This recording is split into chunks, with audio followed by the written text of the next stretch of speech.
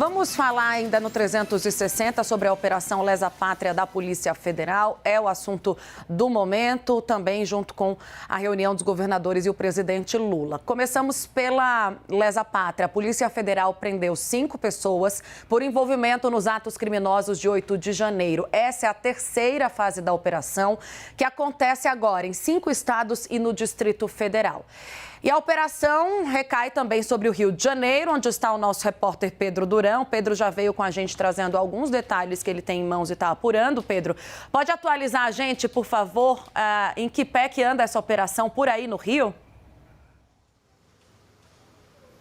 Oi, Tainá. Agora sim, boa tarde para você, para todo mundo que acompanha o 360. Aqui no Rio de Janeiro, a polícia saiu às ruas logo cedo pela manhã com 9 mandados de busca e apreensão e um mandado de Macaé, que fica muito próxima de Campos dos Goytas, onde a gente viu a primeira fase da operação, que prendeu 3 pessoas, um bombeiro, um suplente de vereador e também uma doceira, que foram acusados de participar e financiar os atos antidemocráticos do dia 8 de janeiro. Então, cumpriram os mandados de busca e apreensão, mas ainda não conseguiram prender essa pessoa que tinham saído para procurar pela manhã. Foram 5 presos ao todo, dos 11 mandados de busca de prisão que foram expedidos para essa terceira fase da Operação Lesa Pátria. Então, essas outras 6 pessoas que ainda não foram presas vão ser consideradas foragidas se não se entregarem à justiça, à polícia, até o final do dia. Então, eles vão continuar tentando localizar essas pessoas. A gente viu na outra fase da operação que aqueles que não foram presos imediatamente acabaram sendo presos logo depois pela Polícia Federal. Então, essa é a expectativa de que eles consigam encontrar, localizar essas pessoas, porque já chegaram até elas e já conseguiram reunir indícios de que elas, de alguma forma, fizeram parte dos atos antidemocráticos do dia 8 de janeiro. Justamente por isso, a Polícia Federal conseguiu, junto à Justiça dos Estados, a Justiça de primeira instância, os mandados de prisão e de busca e apreensão para localizar essas pessoas. Ela está trabalhando de uma forma coordenada, então tem agentes em Santa Catarina, tem agentes no Rio de Janeiro, no Distrito Federal, para buscar essas pessoas, esses elementos que ajudem a comprovar qual é essa rede de financiamento dos atos antidemocráticos. É importante ressaltar que aqui no Rio de Janeiro, o escopo dessa operação não é apenas a invasão dos palácios na Praça dos Três Poderes em janeiro, mas também o acampamento militar no quartel-general do Exército, onde militantes foram lá e acabaram acampados, e o bloqueio de estradas e rodovias, que causou prejuízo econômico para os cofres públicos e também para a iniciativa privada aqui no estado. São 27 mandados de busca e apreensão e 5 pessoas, portanto, já foram presas, dando o nosso último número até agora. Qualquer atualização a gente volta, Tainá. Obrigada, viu, Pedro? Conto com você. Chama a gente se tiver mais informações direto do Rio. Eu vou seguir aqui, gente, contando para vocês de alguns desses presos, o perfil e a identidade deles que me foram reveladas. A gente tem agora informação também no nosso site, mas vamos aos poucos atualizando a partir do cumprimento desses mandados. A gente tem agora o seguinte, já o nome de Santa Catarina, a Maria de Fátima Mendonça Jacinto Souza, que foi flagrada em vídeos participando das manifestações, depredando os prédios públicos e já tinha sido presa anteriormente por envolvimento com tráfico.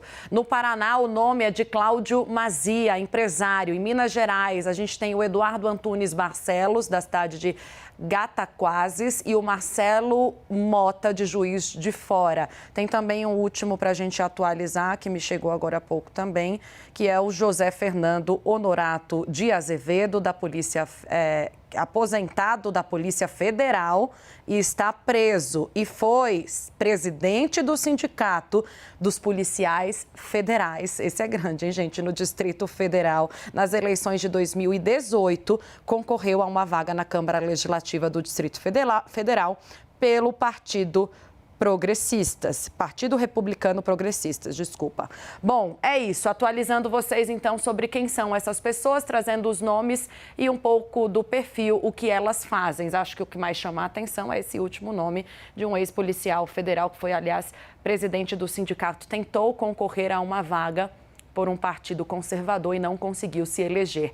Eu tenho o meu analista Leandro Rezende, tenho Larissa Rodrigues, quem está comigo, Leandro. Leandro falando desta vez, né, Lê, aqui, pertinho de mim, de São Paulo, do estúdio vizinho. Tudo bem, Leandro?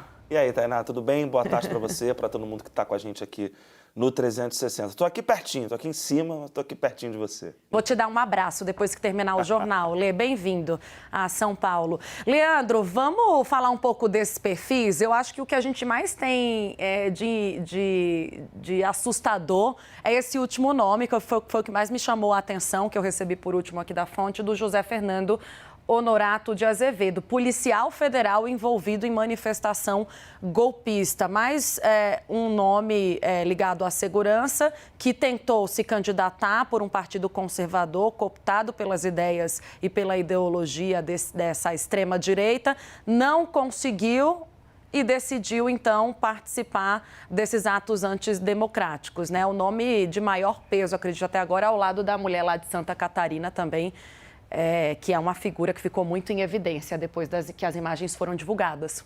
Tainá, e esses são os fatos, né? E mais cedo a gente teve aqui no Live CNN uma entrevista sobre a qual a gente vai falar bastante, do Valdemar Costa Neto, presidente do PL, dizendo que 99% das pessoas que estavam... Claro que foi ali uma figura de linguagem, né? Uma hipérbole que ele usou para falar dos atos de 8 de janeiro, mas ele fez essa fala dizendo que a maioria das pessoas que estavam em Brasília, que depredou a Praça dos Três Poderes, das pessoas que estavam acampadas na frente do Exército com uma pauta golpista, com uma pauta antidemocrática, essas pessoas eram pessoas de bem, cidadãos de bem, né? Cidadão de bem, essa categoria, conceito, sei lá, que nos últimos anos se convencionou usar para definir uma estatura supostamente superior de um conjunto da população brasileira. E o que a realidade está mostrando é que não é nem perto disso, né? A gente está falando aqui de uma pessoa, né? Essa senhora que foi presa lá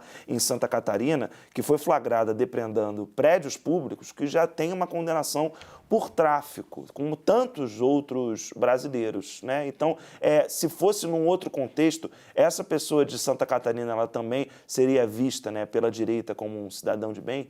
Acho muito difícil de que isso fosse acontecer. Mas, sem dúvida, que o ponto que você chama a atenção do senhor José Fernando Honorato de Azevedo, um policial federal aposentado que participou de um ato antidemocrático, um cidadão que serviu o Brasil durante um tempo de sua vida, foi policial federal, se aposentou servindo à nação brasileira e participa da destruição do patrimônio da nação brasileira, isso só mostra um problema grave com o qual o governo Lula vai ter que lidar.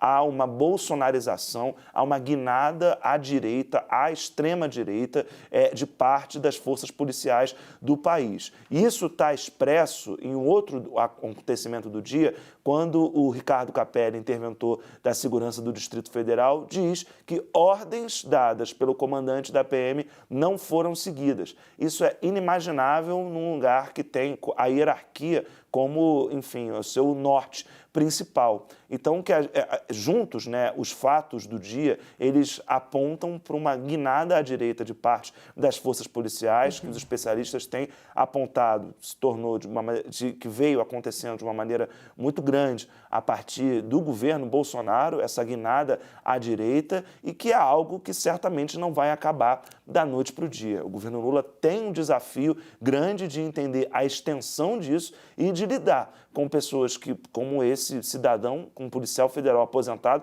que certamente tem conexões, tem contato com seus colegas dentro da Polícia Federal, então ele não é uma figura isolada, não é uma fruta podre dentro de uma cesta, ele faz parte de um contexto em que ele exemplifica essa guinada à direita das forças policiais, um problema que vai ter que ser, um problema na medida em que isso vai interferir no funcionamento do país e se tornar uma ameaça à democracia, né? Ter um posicionamento à direita não é o problema é quando isso vira uma pauta golpista. Tainá. Excelente, Leandro Rezende. Obrigada pela sua análise por hora. A gente volta em instantes com o Leandro. Eu quero chamar a Thaís Arbex para conversar também sobre esse assunto. Thaís, tudo bem? Bem-vinda ao 360. Vamos, a partir dessas informações, Thaís, extrair aqui a sua análise e o que você tiver de informação extra também, sempre muito bem-vindas, para a gente poder entender exatamente se estamos próximos ou não de chegar nos cabeças desses crimes. Fiz essa pergunta hoje para uma fonte da Polícia Federal. Aí ela me disse que ainda não dá para precisar, que está de fato montando um quebra-cabeça, um mosaico de pouquinho em pouquinho, tentando chegar nos financiadores e nos mentores intelectuais. Boa tarde, Tainá. Boa tarde a todos que nos acompanham aqui no 360. Tainá, como a gente vem dizendo há alguns dias, acho que essas investigações, elas têm um caráter muito diferente de tudo que a gente já acompanhou no país, especialmente pelo fato de 8 de janeiro ter sido um episódio, infelizmente, emblemático para a história do Brasil. O que a gente tem acompanhado? A gente tem acompanhado, de fato, um trabalho célere, não só da Polícia Federal, mas também da Procuradoria-Geral da República, que tem atuado de maneira bastante rápida, apresentado denúncias de maneira bastante rápida, para justamente tentar fechar esse cerco. É claro que essas linhas de investigação elas são diversas, mas elas conversam, não tem como não dialogar. Claro que para chegar nos mentores intelectuais, talvez leve um pouco mais de tempo. Mas aí a gente rememora também, Tainá, o fato de que o Supremo Tribunal Federal já tem aberto lá alguns inquéritos que investigam pessoas que, porventura, praticavam esses atos, incentivavam esses atos. Estou falando especificamente dos inquéritos das fake news e o inquérito das milícias digitais. Muita coisa deve ser compartilhada entre essas investigações, porque, no fim das contas, está tudo muito ligado. Além desse relatório que Ricardo Capelli apresentou hoje, o interventor federal na segurança pública aqui do DF, a gente também tem uma perspectiva de ter um relatório parcial da Polícia Federal entregue por Andrei Passos ao Supremo Tribunal Federal, além de informações do próprio ministro da Justiça, Flávio Dino. Então, o que a gente vê, tenho falado isso algumas vezes, vou até ser repetitiva, que é todo mundo falando a mesma língua pela primeira vez, Tainá. E talvez isso seja determinante para que a elucidação desses atos criminosos venha de maneira mais rápida, mais célere. Por quê? Porque as instituições precisam e querem dar uma resposta bastante rápida a tudo que aconteceu no dia 8. Perfeito, Thaís Arbex. Obrigada por hora. Daqui a pouco eu volto com Thaís também.